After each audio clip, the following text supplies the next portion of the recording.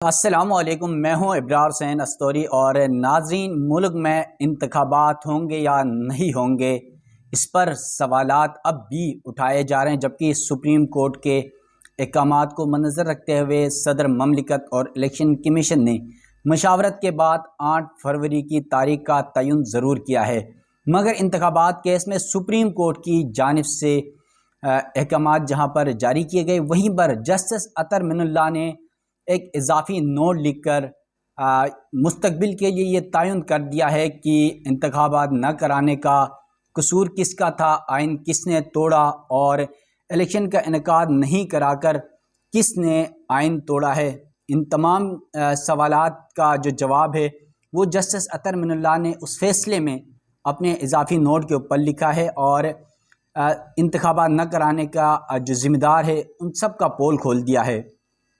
Justice अतर मिनुल्लाह की जानिब से जो इजाफ़ी नोट लिखा गया है वो भी आपके सामने रखते हैं। और उससे कबल उन्होंने ये कहा है कि आम इंतखाबात की तारीख से मतलब केस में सुप्रीम कोर्ट के जज जस्टिस अतर मिनुल्लाह ने इजाफ़ी नोट में ये कहा है कि इंतखाबात के इनेकाद में 90 दिन से ज़्यादा ताख़ीर आइन मुअत्तल करने के मुतरादिफ है।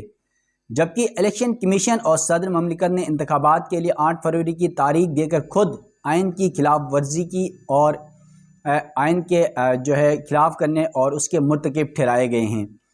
फिर सुप्रीम कोर्ट में जो आम इंतखाबात की तारीख से मतलब केस में जस्टिस अतर मिनुल्लाह की जानिब से 41 सफ़ात पर मुश्तमिल एक इजाफ़ी नोट जारी कर दिया गया है।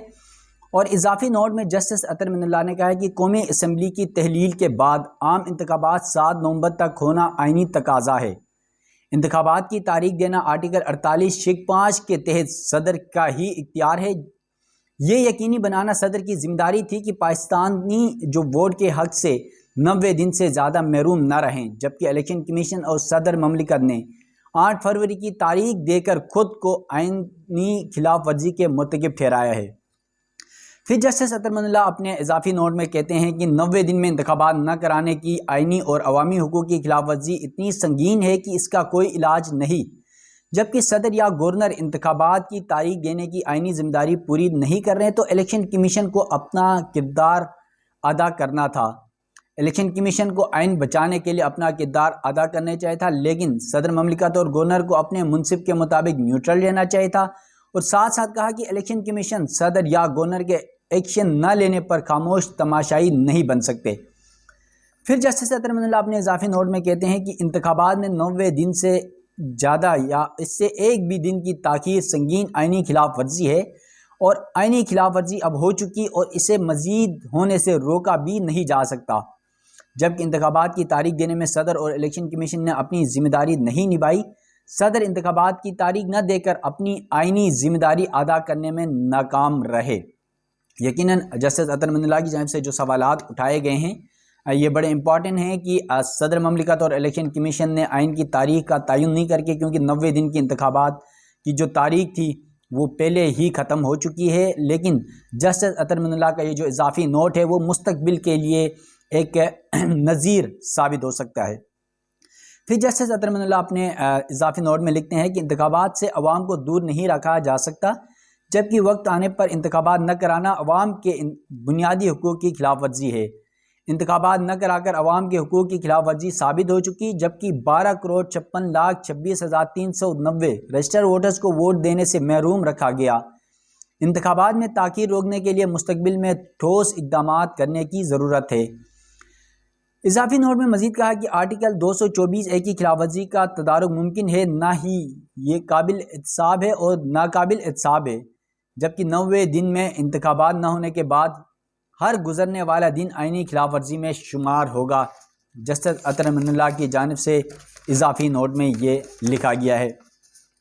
जस्टिस अतर मिनुल्लाह मज़ीद अपने नोट में कहते हैं कि जिबरी गुमशुदगियाँ करना रियासत की गैर एलानिया पॉलिसी बन चुकी है। शख्सी आज़ादी और निजी घरों में तजावुज़ की कार्रवाइयाँ मामूल बन गई। सहाफ़ियों सियासी वर्कर्स के ख़िलाफ़ कार्रवाइयाँ मामूल बन गई।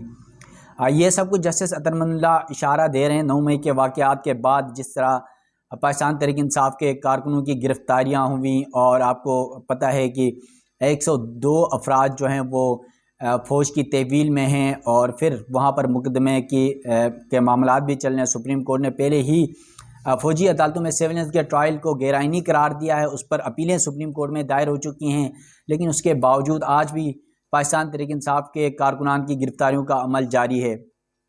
जस्टिस अनमुल्लाह ने मजीद कहा कि मुल्क की आइनी तारीख भी काबिल तारीफ नहीं रही। सुप्रीम कोर्ट ने मौलवी तमीज़ुद्दीन केस में नजरिया ज़रूरत अपनाया। जज और न ही मुसल्लह अफवाज का कोई अफसर आइन से बाला है।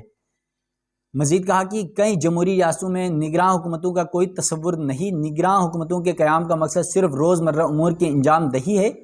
निगरान हुकूमतों का मकसद न्यूट्रल रहकर शफाफ इंतखाबात के लिए साजगार माहौल बनाना है। इंतखाबात में 90 दिन से ज़्यादा की ताख़ीर आइन की खिलाफ वर्जी है और इंतखाबात के इनेकाद में 90 दिन से ज़्यादा ताख़ीर आइन मुअत्तल करने के मुतरादिफ है। इसके अलावा कहा कि इंतखाबात में ताख़ीर के आइनी हक़ के खिलाफ वर्जी का मदावा आर्टिकल 254 से भी मुमकिन नहीं। आइन के तहत मुल्क मुंतखब नुमाइंदे ही चला सकते हैं, जबकि आइन में आइनी खिलाफ वर्जी पर आर्टिकल 6 का हल मौजूद है।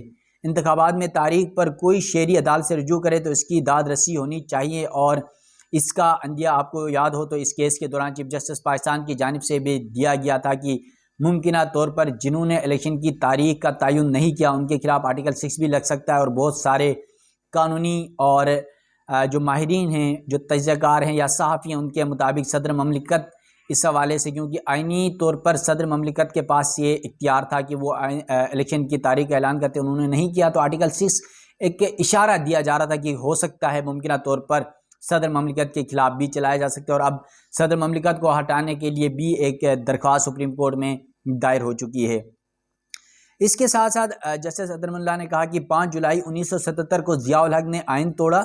सुप्रीम कोर्ट के जजेस ने आइन तोड़ने का अमल दुरुस्त करार दिया। जस्टिस दुराब पटेल ज़ियाउल हक के मार्शल लॉ की तोसी करने वाले बेंच का हिस्सा थे और बाद में जस्टिस दुराब पटेल ने अफसोस का इजहार किया। 12 अक्टूबर 1999 को परवेज़ मुशर्रफ ने फौजी बगावत से मार्शल लॉ लगाया। परवेज़ मुशर्रफ पर गद्दारी का मुकदमा चलाकर सजाए मौत भी सुनाई गई। लाहौर हाईकोर्ट ने बाद में खुसूसी अदालत को ही गैर कानूनी करार दे दिया। आइन के गासिब काबिल एहतसाब होने हुए बगैर इस दुनिया से कूच कर गए। यानी ये इशारा परवेज़ मुशर्रफ की तरफ था और फिर जो जनरल ज़ियाउल हक थे उनके मार्शल लॉ की तरफ ये इशारा था जस्टिस अतरमुल्लाह का। फिर वो अपने इजाफी नोट में लिखते हैं कि इलेक्शन कमीशन ताख़ीर शुदा इंतखाबात को शफाफ और मुनसिफाना कराए। इलेक्शन कमीशन यकीनी बनाए कि ताख़ीर शुदा इंतखाबात में किसी को शिकायत ना हो, जबकि इलेक्शन कमीशन इंतखाबात शफाफ मुनसिफाना न कराए तो आइनी जिम्मेदारी की अदायगी में नाकाम होगा। इंतखाबात न सिर्फ शफाफ होने चाहिए बल्कि शफाफ इलेक्शन हर शहरी को नज़र भी आने चाहिए।